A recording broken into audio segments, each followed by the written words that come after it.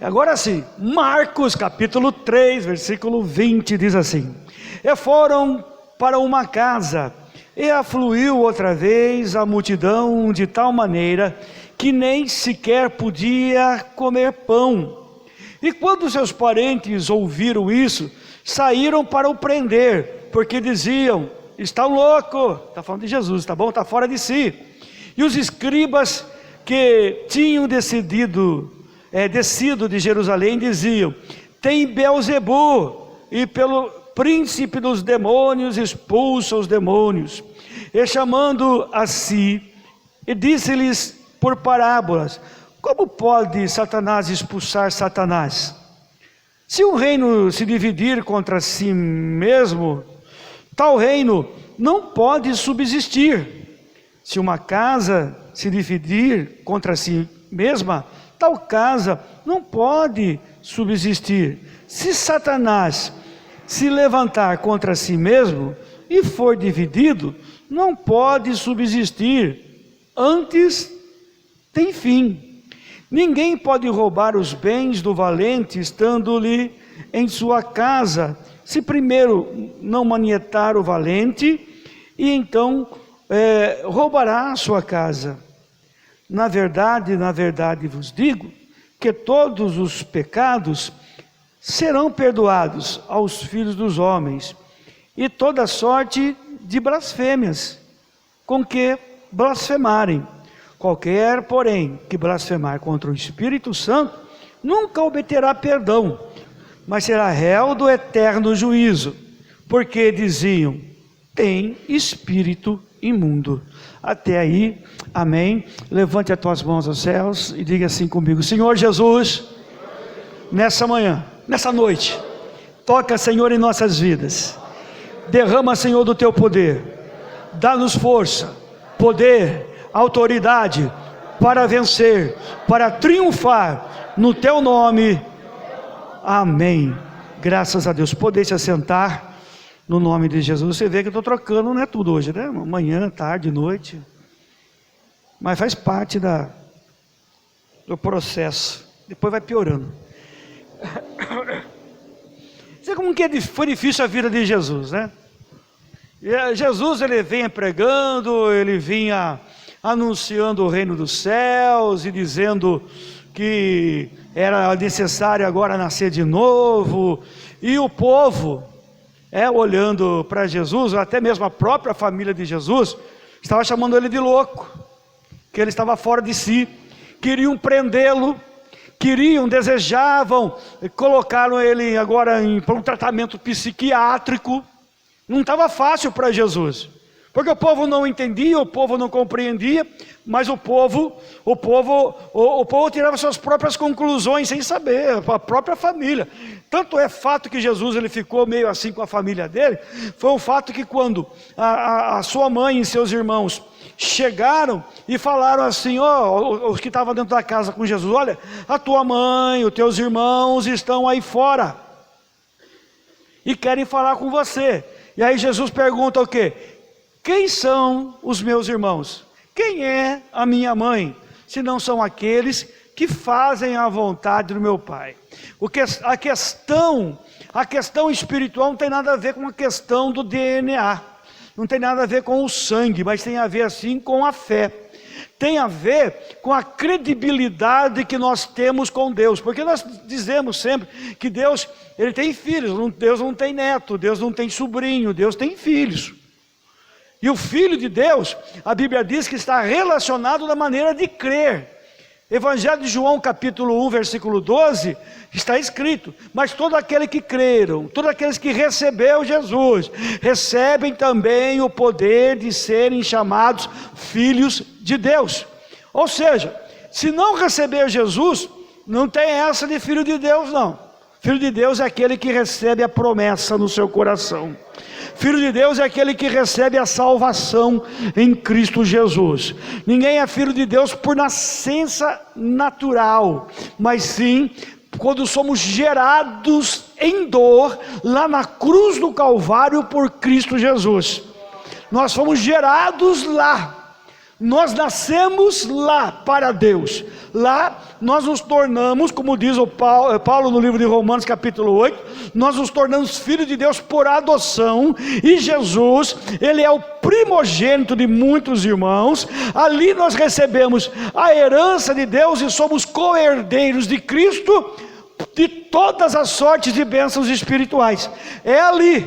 Não é o fato de eu nascer criatura que me faz filho. Filho eu sou por causa da fé. Então Jesus está dizendo: quem são os meus irmãos, quem são as minhas mães, se não são aqueles que fazem a vontade do meu Pai? Porque Jesus, Ele só tem um vínculo espiritual comigo e com você, que é mais forte que o vínculo da carne, que é mais forte que o vínculo emocional, porque o vínculo emocional, com o passar do tempo, ele acaba sumindo. É seu amigo hoje, é seu querido hoje, é sua amiga hoje, aí você perde o contato com essa pessoa, e essa pessoa passa anos, já deixou de ter um vínculo. Mas o vínculo espiritual do sangue de Jesus, que é a nova e eterna aliança, é inquebrável e dura para todo sempre. Só que a Bíblia diz que o nosso adversário, ele quer quebrar esse vínculo. E quando Jesus estava ministrando a palavra, chega a família querendo prender. Não estava, irmão, tem época na nossa vida que as coisas parecem que não estão legais, parece que vem problema de tudo quanto é lado. É problema em casa, é problema na rua, problema no trabalho, sim ou não?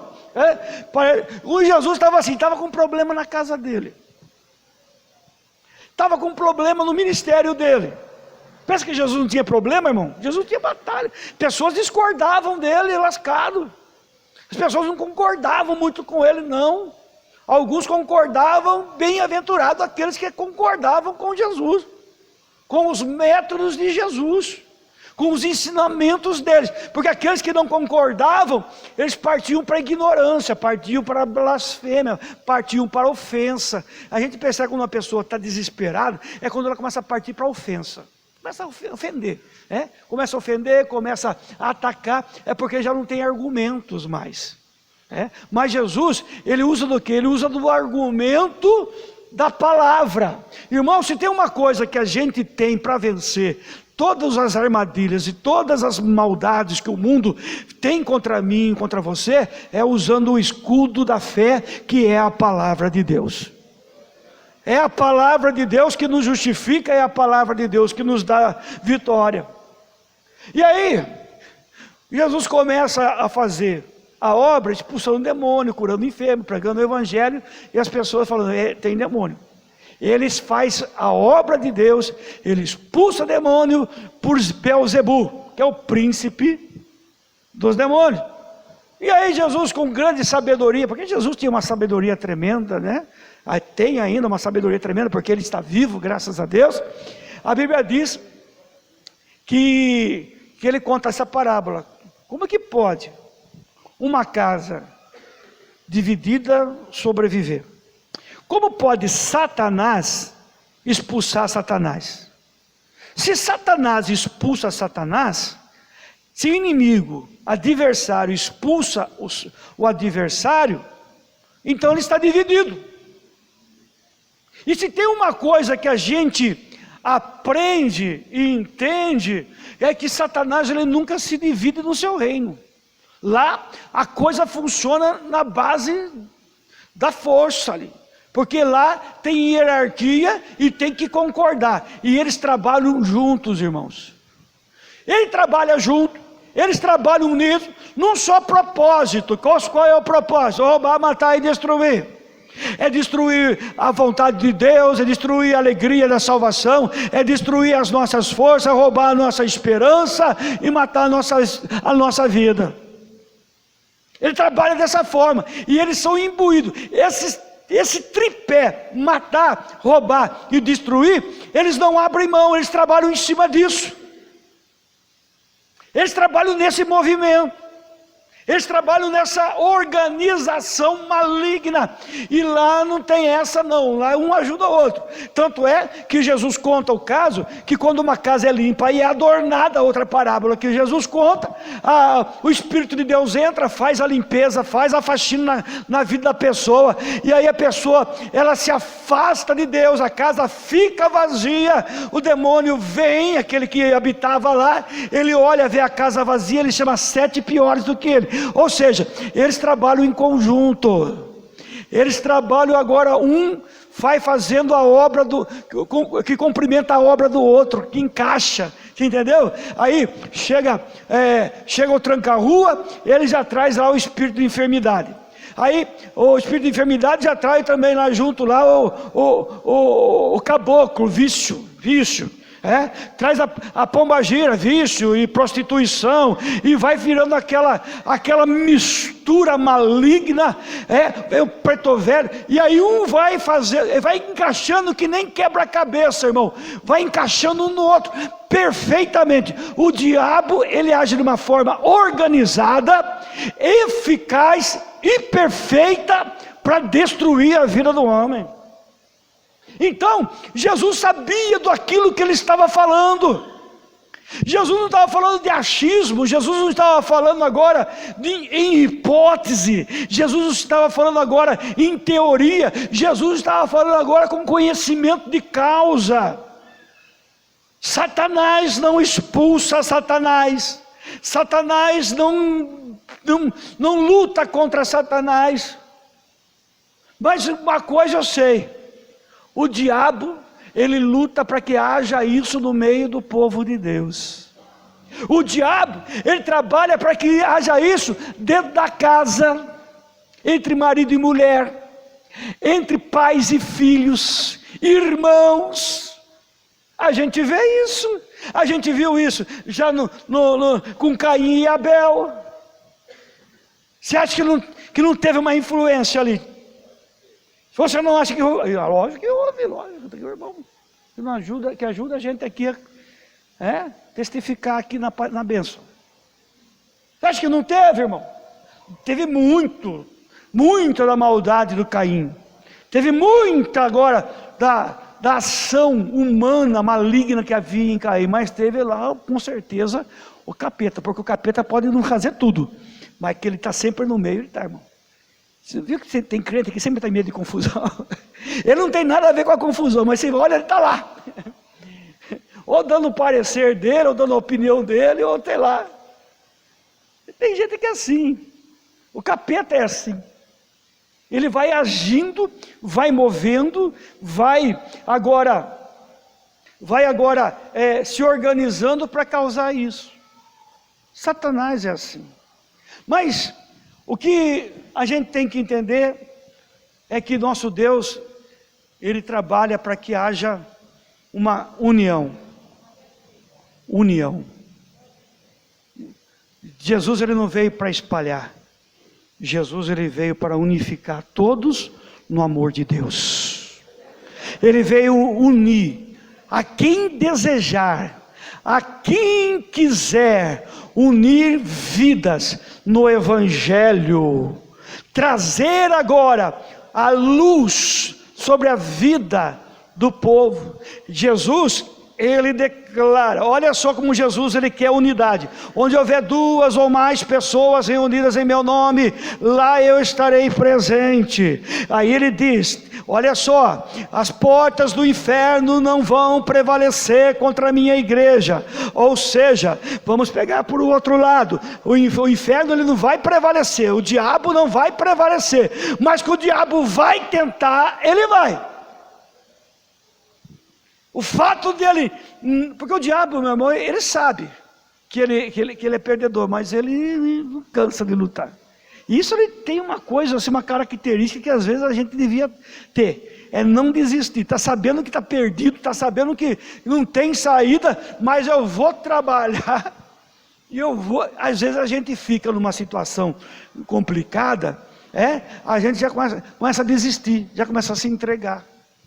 Fazer o quê? Já que está, que fique, né? Não é o corinho da torcida do 15, não, né?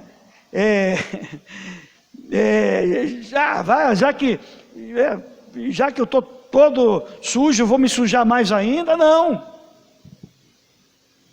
O cristão não precisa pensar dessa forma. Se nem o inimigo pensa dessa forma, você também não deve pensar dessa forma. Você tem que ser perseverante no bem, ser inocente para o mal, como diz Romanos, capítulo 16. Ser inocente para o mal, mas ser excelente para o bem. Ser excelente, diga para o teu irmão, seja excelente para o bem. Ei, não se canse de querer fazer o bem.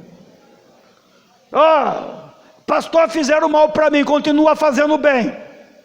Continua pregando, continua evangelizando, continua orando, continua louvando a Deus, continua crendo na promessa, continua semeando a palavra de Deus, continua sendo servo na mão de Deus, porque é esse Deus que vai fazer da tua vida uma vida de bênção, de vitória, de prosperidade, de alegria, de paz no Espírito Santo de Deus. Aleluia!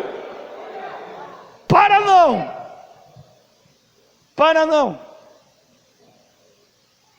O inimigo quer parar a nossa vida.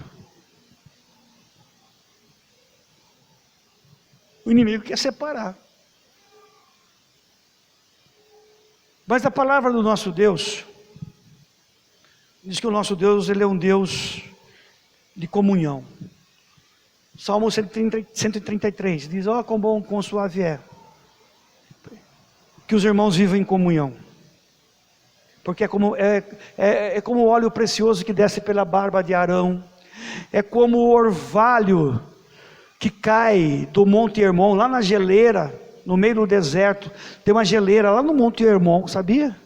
Lá começa o sol degelar aquela geleira e começa a cair e forma a nascente do Rio Jordão. É precioso no meio do deserto. No pé desse monte tem um oásis. É precioso. Irmão, a comunhão é preciosa, a tua comunhão é preciosa para Deus.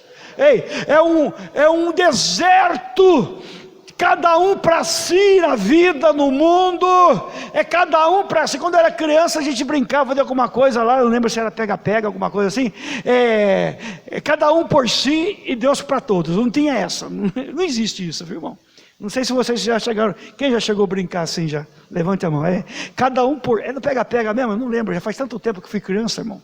Pode não parecer, mas... essa carinha aqui de bebê que eu tenho... Parece que foi ontem, mas não lembro mais, viu? Era o pega-pega, cada um por si e Deus para todos.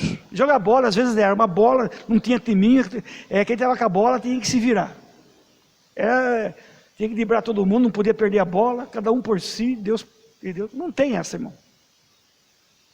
Não, Deus nunca vai ser numa situação cada um por si. Não, Deus ele opera no meio da comunhão. Porque onde houver 2 ou mais pessoas reunidas em meu nome, eu estarei presente. Eu estarei presente. Ei, é precioso para Deus.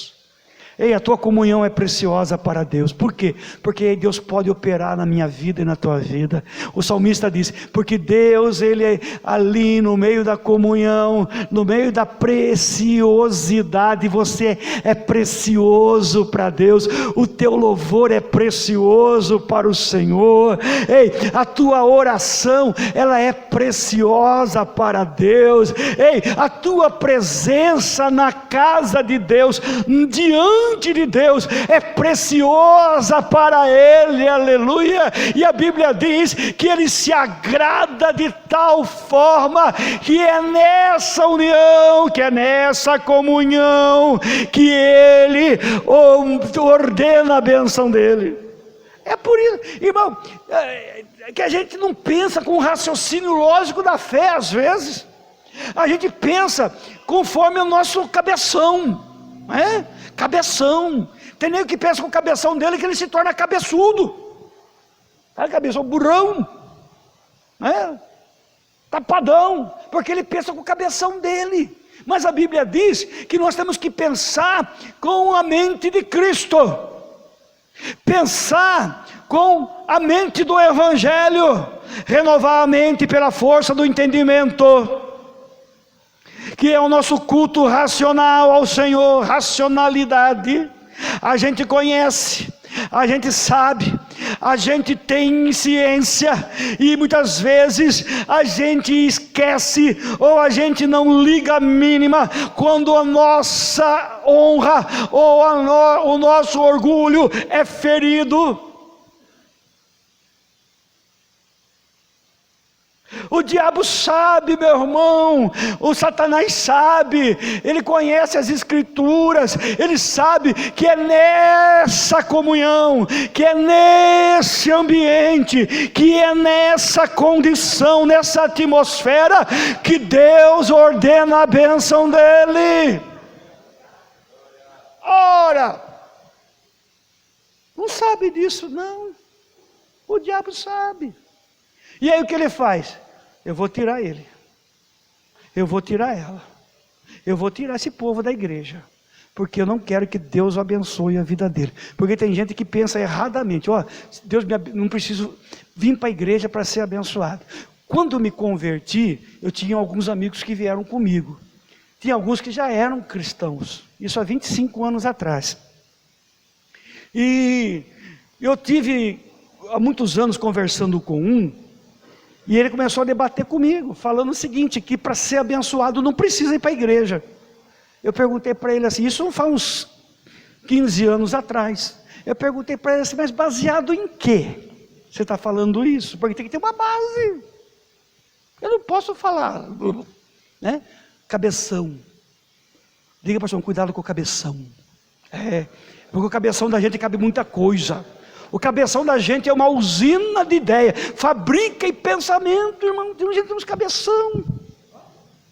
Cabeção. Foi baseado em que você está falando assim? Não, porque é conversa de pessoa, irmão, conversa de crente falido espiritualmente. Daquele que já não tem mais prazer de estar na casa de Deus, já não tem prazer de servir a Deus, já não tem prazer de adorar a Deus, e começa a falar, eu não preciso estar na igreja para ser abençoado. Mas cadê a base bíblica?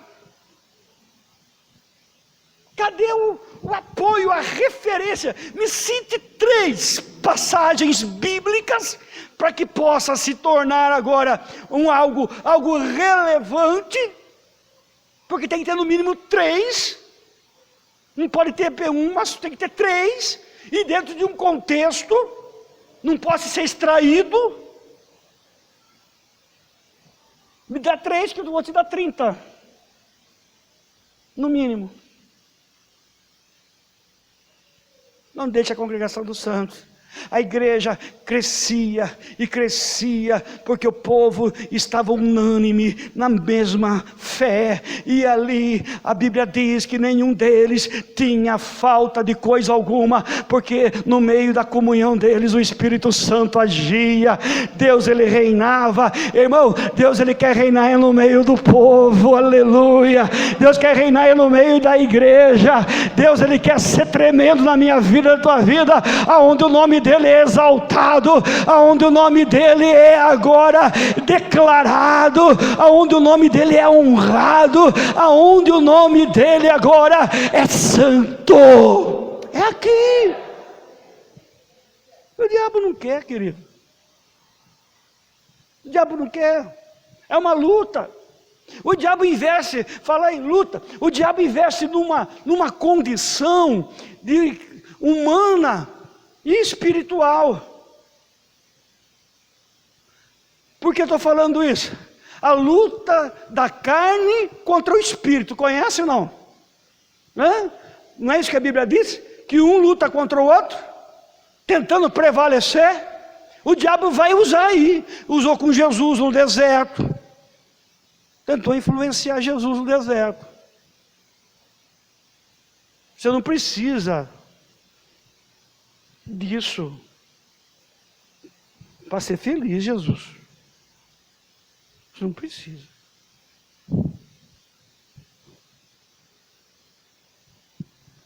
O diabo trabalha para dividir. O diabo trabalha para isolar. Foi assim que ele venceu lá no Éden. Ele trabalhou para isolar Adão e Eva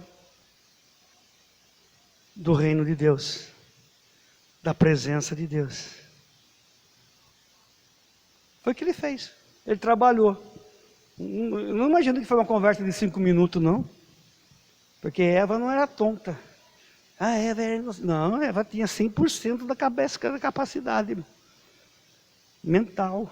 Eva era cabeça, pensante. Adão também. Foi trabalhar. O diabo trabalha. Não dorme. O sujeito não dorme. Se você ficar uma noite sem dormir, não é? Eu não sei como conta você, mas quando eu passo uma noite em claro, às vezes eu não consigo dormir, eu já sei, na outra noite eu não vou conseguir dormir, parece que estou tão cansado que a cabeça não vai desligar. Já aconteceu com você? Comigo acontece isso. Se eu não dormir essa noite, eu tenho certeza que a noite seguinte eu não vou dormir também. É complicado. Mas o capeta não dorme, ele trabalha. Ele encontra os cabeção para trabalhar. Né? Vamos lá. Mas o inimigo ele não quer. Ele trabalhou lá, separou, não quer comunhão com Deus. Ele trabalhou por quê? Ele trabalhou para tirar Adão, Eva, da presença de Deus, para ele colocar o quê? A morte. Não tinha morte antes? Não. Tinha necessidade? Não. É o que o diabo faz. O diabo quer desunir, separar o homem de Deus, para ele colocar essas coisas aí, irmão, na vida do crente, na vida do ser humano. O diabo quer colocar isso. Agora tem gente que às vezes não pensa, ele não reflete na palavra. Não, ele vai agindo conforme vai sentindo no coração. Aí, meu irmão, ele vai juntando para si maldição, problema, luta, angústia, que no final ele vai ver que não valeu a pena. Não vale a pena. O nosso Jesus trabalhou e morreu na cruz do Calvário para fazer de nós um corpo. Não é isso que a Bíblia diz? João 17:21. Isso é vital para a nossa vida. Isso é vital para a tua vida, viu? Isso é vital para a tua família. Isso é vital para a tua bem-aventurança, para você ser bem-sucedido. Olha só. João, capítulo 17, versículo 21, diz mais ou menos assim: a fim de que todos sejam um.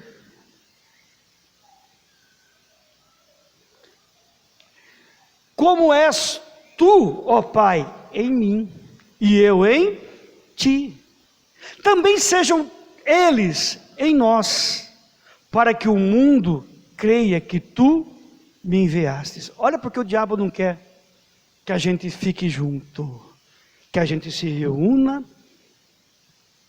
e adore o Senhor Jesus, para que o mundo creia que foi Deus que enviou Jesus. Porque se não tiver comunhão, não tem milagre. Não tendo milagre, não tem testemunho, não tem testemunha. E o diabo reina, mas o diabo não vai reinar, porque nós já somos comprados, lavados pelo sangue do Cordeiro, e Ele habita em mim, e trabalha na minha vida e na tua vida, e por isso nós podemos glorificar o Senhor, porque bênçãos virão, independente da batalha ou da crise, a vitória já é nossa no nome de Jesus. Aleluia!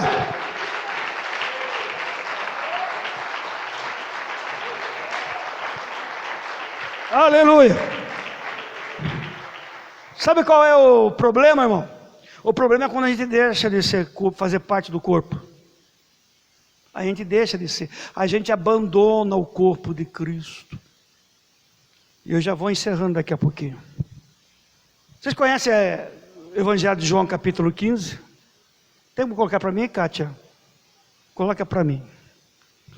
Aqui, João capítulo 15. Lá é a videira.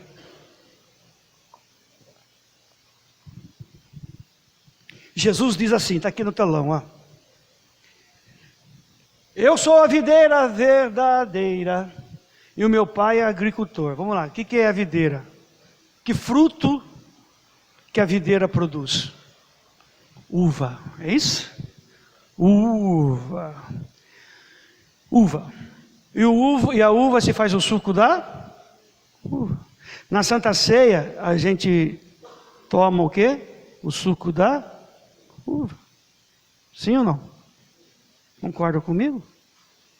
O que nos sustenta é o sangue de Jesus. Eu sou a videira verdadeira, o meu pai é aqui está avicultor, mas outra versão é agricultor. Põe o 2 para mim, querida. Toda vara em mim que não dá fruto, ele corta, e toda vara que dá fruto, ele limpa para que dê mais fruto. Deixa eu falar uma coisa aqui. Jesus diz, eu sou a videira e vocês são os ramos, os galhos. Quem sustenta os galhos, quem sustenta os ramos, é a videira. Quando eu estou unido com Cristo, eu tenho comunhão com Ele e comunhão com os meus irmãos, e é Ele que nos sustenta. É Jesus que te sustenta. É Jesus que te sustenta. E Ele nos alimenta com o alimento espiritual. Toda vara que está ligada em mim e não dá fruto, aqueles que não têm parte com Jesus, porque aqueles que não têm parte, irmão, a pessoa, o próprio mundo espiritual já poda essa pessoa. Elimina. É por isso que a gente vai evangelizar, porque a gente não quer ser eliminado. A gente quer continuar sendo sustentado por Deus. Ei, você vai dando frutos, vai fazendo o reino de Deus crescer, e Jesus vai te sustentando, e Jesus vai te dando vitória. Vem as tempestades, vem os ventos que balançam, que agitam. Agora, muitas vezes os ramos agitam os galhos, mas o galho que está ligado nele não cai, aleluia, porque ele já está limpo, e não está limpo agora com inseticida, pesticida, ou qualquer outro tipo de produto. Ele está limpo, como o próprio Jesus diz no capítulo 15: vocês já estão limpos pela palavra que vos tenho pregado. Você já está limpo, meu irmão, e por isso você está seguro. E o escritor de Hebreus diz que o Senhor nosso Deus, Ele sustenta todas as coisas pela palavra do seu poder, aleluia. Vem tempestade, vem aflição, vem a batalha, mas você está ligado nele, e aquele que está nele permanece para sempre, produzindo frutos de honra, de glória e de louvor, aleluia.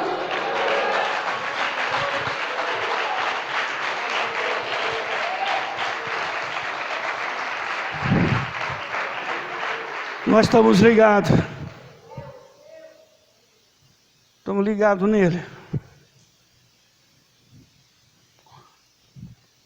Hoje é dia da gente se ligar em Cristo Jesus. Hoje é dia de se entregar a Jesus. Você pode estar até sentindo uma aflição, parece que eu não vou aguentar, mas se você está ligado nele, você vai produzir frutos assim mesmo. E vai permanecer. Porque a palavra de Deus está em vós. E a palavra de Deus está em mim, está em você. E a Bíblia diz que a palavra de Deus, ela não vai passar. Diz que a palavra de Deus não volta vazia. Vai ter fruto. Ela não volta vazia. Tem frutos. Ei, a palavra de Deus não passa, e se a palavra está em você, você também não vai passar, você vai permanecer para sempre, porque quem tem a palavra é filho, e o filho permanece para sempre na casa do Pai. Aleluia. Você está firmado em Jesus. É por isso que quando parece que a gente vai caindo, a gente não cai, porque é Ele que segura.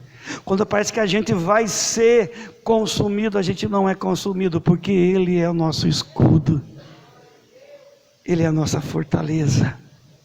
Quando as pessoas olham, parece que agora Ele vai, agora eu não quero ver, aí Deus vai lá e faz a diferença, porque você está ligado. Agora, meu querido, minha querida irmã, não fique triste, porque as pessoas chamam você de louco, porque você está vindo para a igreja. Já chamaram você de louco porque você vem para a igreja? Não? Eita, não, eu falo para você. Você, depois que foi para a igreja de crente, ficou tonto, ficou louco. Tudo você fala, Deus proverá, Deus proverá, Deus proverá, Deus proverá. E agora, 3 meses sem pagar aluguel, vai para a justiça. E o que vocês vão me falar agora? Eu falei o quê? Deus proverá. Fala para você, era baixinho, mas dava cada pulo isso aqui, irmão. Parecia, sabe o Van Damme, quando vai dar aquele chutão. Falei, Deus proverá.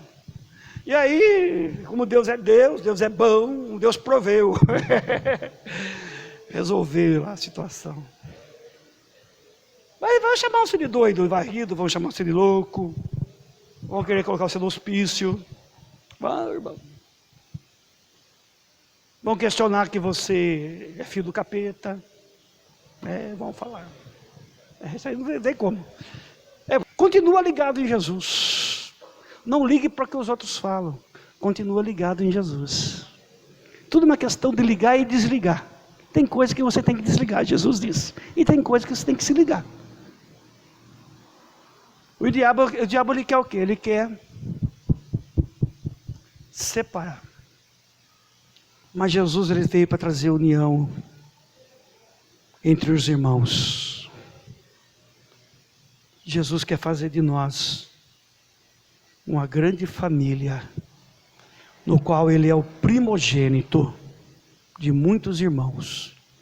E o Pai é o grande El Shaddai, o Elohim. Deus Criador dos céus e da terra, o Rei do universo. E a Ele, quando nós nos reunimos aqui, damos glórias, louvores, entronizamos o nome dEle, declaramos que Ele é santo, e Ele olha para nós e não resiste, e nos abençoa, porque Ele é Deus. Ele tem prazer no meio da comunhão dos irmãos. Vamos aplaudir o nome de Jesus. Aleluia. Glória a Deus.